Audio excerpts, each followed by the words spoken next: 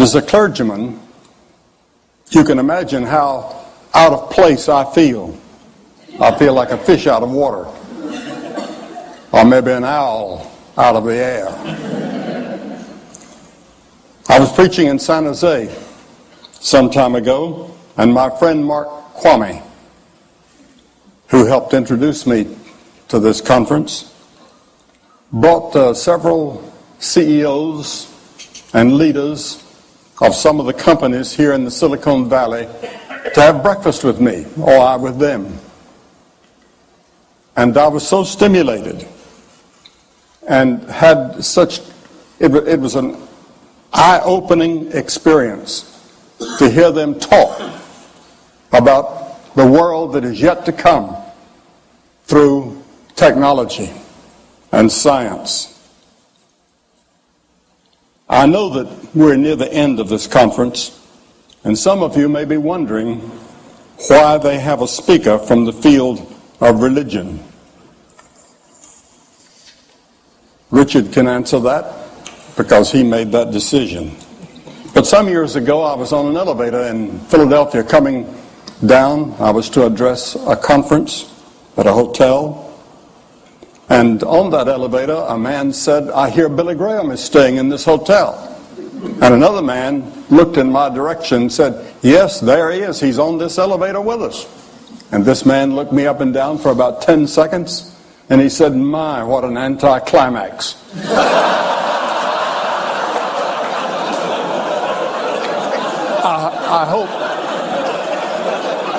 I hope that you won't feel that these few moments with me is an anticlimax. After all this tremendous talks that you've heard and addresses, which I intend to listen to every one of them.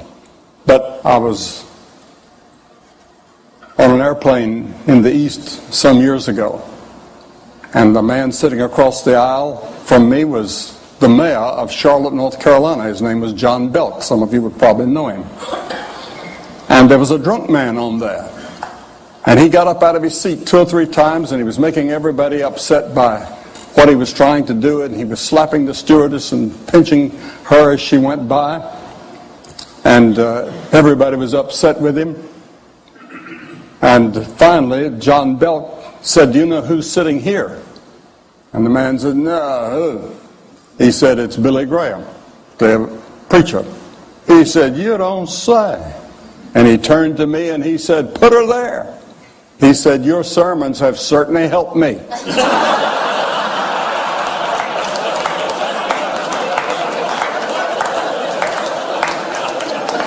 And I suppose that that's true with thousands of people.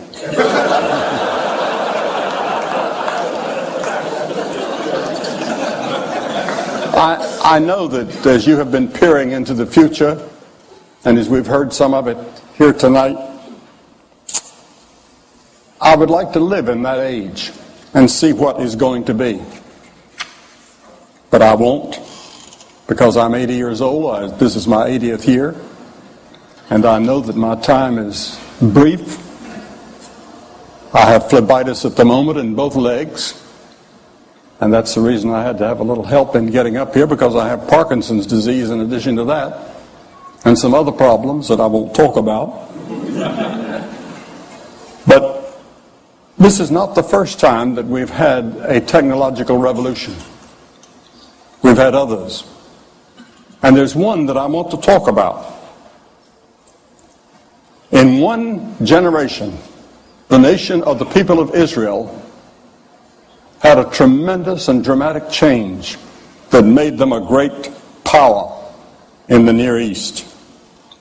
A man by the name of David came to the throne, and King David became one of the great leaders of his generation. He was a man of tremendous leadership. He had the favor of God with him. He was a brilliant poet, philosopher, writer, soldier, with strategies in battle and conflict that people study even today. But about 2 centuries before David, the Hittites had discovered the secret of smelting and processing of iron. And slowly that skill spread, but they wouldn't allow the Israelis to look into it or to have any.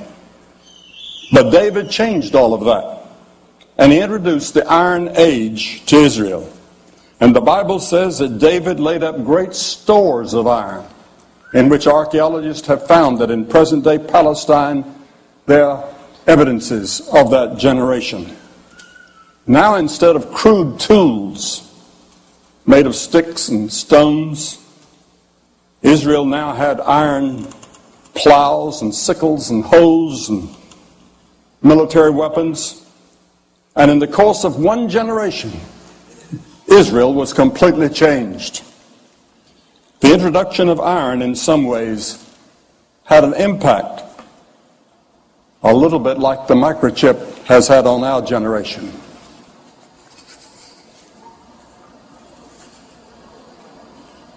And David found that there were many problems that technology could not solve. There were many problems still left. And they're still with us. And you haven't solved them. And I haven't heard anybody here speak to that. How do we solve these three problems that I'd like to mention? The first one that David saw was human evil. Where does it come from? How do we solve it? Over again and again in the Psalms, which Gladstone said was the greatest book in the world. David describes the evils of the human race. And yet he says, He restores my soul. Have you ever thought about what a contradiction we are? On one hand, we can probe the deepest secrets of the universe and dramatically push back the frontiers of technology, as this conference vividly demonstrates. We've seen under the sea, or 3 miles down, or galaxies hundreds of billions of years out in the future. But on the other hand, something is wrong. Our battleships, our soldiers are on a frontier now almost ready to go to war with Iraq. Now what causes this? Why do we have these wars in every generation and in every part of the world and revolutions? We can't get along with other people, even in our own families. We find ourselves in the paralyzing grip of self-destructive habits we can't break. Racism and injustice and violence sweep our world, bringing a tragic harvest of heartache and death. Even the most sophisticated among us seem powerless to break this cycle. I would like to see Oracle take up that, or some other technological geniuses work on this. How do we change man so that he doesn't lie and cheat, and our newspapers are not filled with stories of fraud in business or labor or athletics or wherever? The Bible says the problem is within us, within our hearts and our souls. Our problem is that we're separated from our Creator, which we call God. And we need to have our souls restored, something only God can do. Jesus said, for out of the heart come evil thoughts, murders, sexual immorality, theft, false testimony, slander. The British philosopher Bertrand Russell was not a religious man. But he said, it's in our hearts that the evil lies. And it's from our hearts that it must be plucked out. Albert Einstein, I was just talking to someone when I was speaking at Princeton, and I met Mr. Einstein. He didn't have a doctor's degree because he said nobody was qualified to give him one. But he made this statement. He said, it's easier to denature plutonium than to denature the evil spirit of man. And many of you, I'm sure, have thought about that.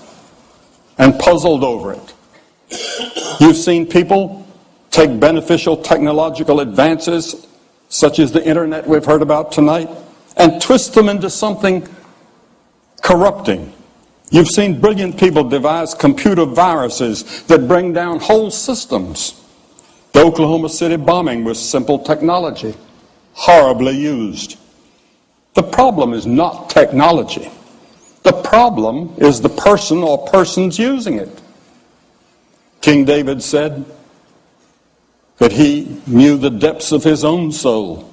He couldn't free himself from personal problems and personal evils that included murder and adultery. Yet King David sought God's forgiveness and said, "You can restore my soul." You see, the Bible teaches that we're more than a body and a mind. We are a soul. And there's something inside of us that is beyond our understanding. That's the part of us that yearns for God or something more than we find in technology. Your soul is that part of you that yearns for meaning in life and which seeks for something beyond this life. It's the part of you that yearns really for God. I find young people all over the world are searching for something. They don't know what it is. I speak at many universities, and I have many questions and answer periods, and whether it's Cambridge or Harvard or Oxford, I've spoken at all those universities. I'm going to Harvard in about it's about 2 months from now to give a lecture. And I'll be asked the same questions that I was asked the last few times I've been there. And it'll be on these questions. Where did I come from? Why am I here? Where am I going? What's life all about? Why am I here? Even if you have no religious belief, there are times when you wonder that there's something else. Thomas Edison also said, when you see everything that happens in the world of science and in the working of the universe, you cannot deny that there's a captain on the bridge. I remember once I sat beside Mrs. Gorbachev at the White House dinner. I went to Ambassador Dobrynin, whom I knew very well, and I'd been to Russia several times, under the communists, and they'd given me marvelous freedom that I didn't expect. And I knew Mr. Dobrynin very well, and I said, I'm going to sit beside Mrs. Gorbachev tonight. What should I talk to her about? And he surprised me with the answer. He said, talk to her about religion and philosophy. That's what she's really interested in. I was a little bit surprised, but that evening, that's what we talked about. And it was a stimulating conversation. And afterwards she said, you know, I'm an atheist, but I know that there's something up there higher than we are. The second problem that King David realized he could not solve was the problem of human suffering. Writing the oldest book in the world was Job. And he said, man is born into trouble as the sparks fly upward. Yes, to be sure, science has done much to push back certain types of human suffering. But in a few months, I'll be 80 years of age. I admit that I'm very grateful for all the medical advances that have kept me in relatively good health all these years. My doctors at the Mayo Clinic urged me not to take this trip out here to be here. I haven't given a talk in nearly 4 months. And when you speak as much as I do, 3 or 4 times a day, you get rusty. That's the reason I'm using this podium and using these notes. Every time you ever hear me on the television or somewhere, I'm ad-libbing. I'm not reading. I never read an address. I never read a speech or a talk or a lecture. I talk ad-lib. But tonight I've got some notes here so that if I begin to forget, which I do sometimes, I've got something I can turn to. But even here among us, in the most advanced society in the world, we have poverty. We have families that self-destruct, friends that betray us, unbearable psychological pressures bear down on us, I've never met a person in the world that didn't have a problem or a worry. Why do we suffer? It's an age-old question that we haven't answered. Yet David again and again said that he would turn to God. He said, "The Lord is my shepherd." The final problem that David knew he could not solve was death. Many commentators have said that death is the forbidden subject of our generation. Most people live as if they're never going to die. Technology projects the myth of control over our mortality. We see people on our screens. Marilyn Monroe is just as beautiful on the screen as she was in person. And many young people think she's still alive. They don't know that she's dead. Or Clark Gable, or whoever it is, the old stars. They come to life, and they're just as great on that screen as they were in person. But death is inevitable. I spoke some time ago to a joint session of Congress last year, and we were meeting in that room, the stature room. About 300 of them were there. And I said, there's one thing that we have in common in this room, all of us together, whether Republican or Democrat, or whoever.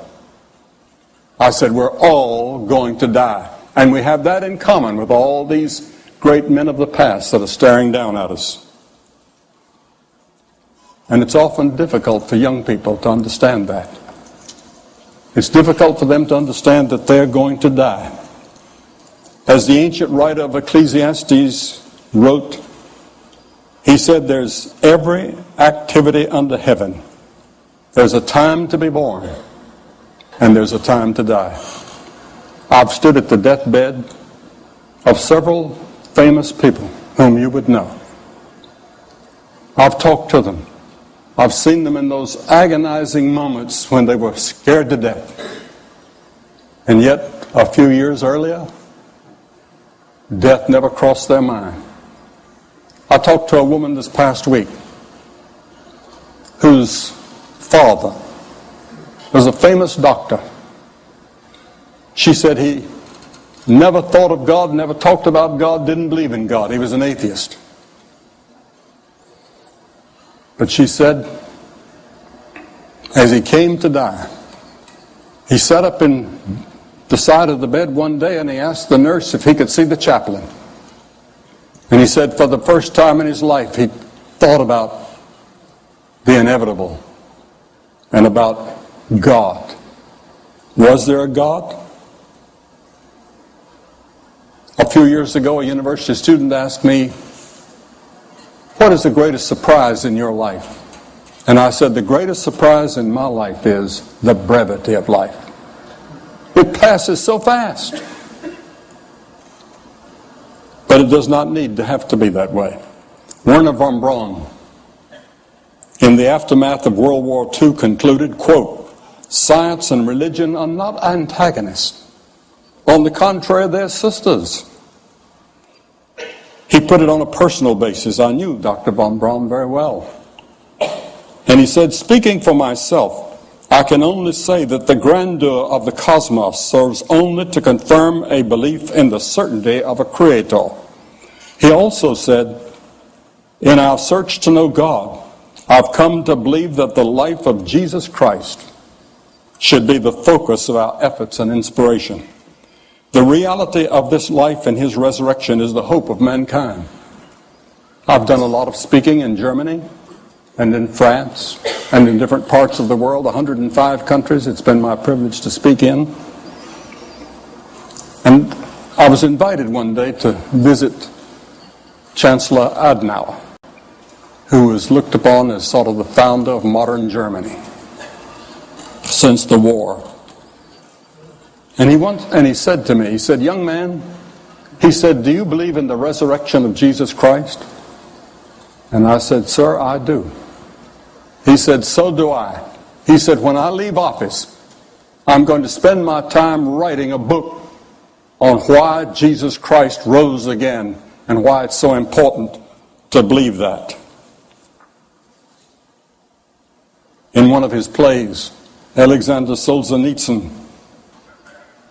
depicts a man dying who says to those gathered around his bed, "The moment when it's terrible to feel regret is when one is dying. How should one live in order not to feel regret when one is dying?" Blaise Pascal asked exactly that question in 17th century France. Pascal has been called the architect of modern civilization. He was a brilliant scientist at the frontiers of mathematics, even as a teenager. He is viewed by many as the founder of the probability theory and a creator of the first model of a computer. And of course, you're all familiar with the computer language named for him. Pascal explored in depth our human dilemmas of evil, suffering, and death. He was astounded at the phenomena we've been considering, that people can achieve extraordinary heights in science, the arts, and human enterprise, yet they also are full of anger, hypocrisy, and self-hatreds. Pascal saw us as a remarkable mixture of genius and self-delusion. On November 23rd, 1654, Pascal had a profound religious experience. He wrote in his journal these words, "I submit myself absolutely to Jesus Christ, my Redeemer." A French historian said 2 centuries later, "Seldom has so mighty an intellect submitted with such humility to the authority of Jesus Christ." Pascal came to believe not only the love and the grace of God could bring us back into harmony,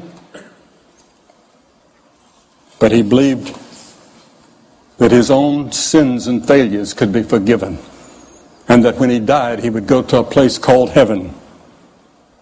He experienced it in a way that went beyond scientific observation and reason. It was he who penned the well-known words, "The heart has its reasons, which reason knows not of." Equally well known is Pascal's wager. Essentially, he said this: if you bet on God and open yourself to his love, you lose nothing, even if you're wrong. But if instead you bet that there is no God, then you can lose it all in this life and the life to come. For Pascal, scientific knowledge paled beside the knowledge of God. The knowledge of God was far beyond anything that ever crossed his mind. He was ready to face him when he died at the age of 39. King David lived to be 70, a long time in his era. Yet he too had to face death. And he wrote these words, "Even though I walk through the valley of the shadow of death, I will fear no evil, for you are with me." This was David's answer to the 3 dilemmas of evil, suffering, and death. It can be yours as well as you seek the living God and allow him to fill your life and give you hope for the future. When I was 17 years of age, I was born and reared on a farm in North Carolina. I milked cows every morning and had to milk the same cows every evening when I came home from school. And there were 20 of them that I was responsible for. And I worked on a farm and tried to keep up with my studies. I didn't make good grades in high school. I didn't make them in college until something happened in my heart. One day I was faced face to face with Christ. He said, "I'm the way, the truth, and the life." Can you imagine that? I am the truth. I'm the embodiment of all truth. He was a liar. Or he was insane. Or he was what he claimed to be. Which was he? I had to make that decision. I couldn't prove it. I couldn't take it to a laboratory and experiment with it. But by faith, I said, I believe him. And he came into my heart and changed my life. And now I'm ready when I hear that call to go into the presence of God. Thank you, and God bless all of you.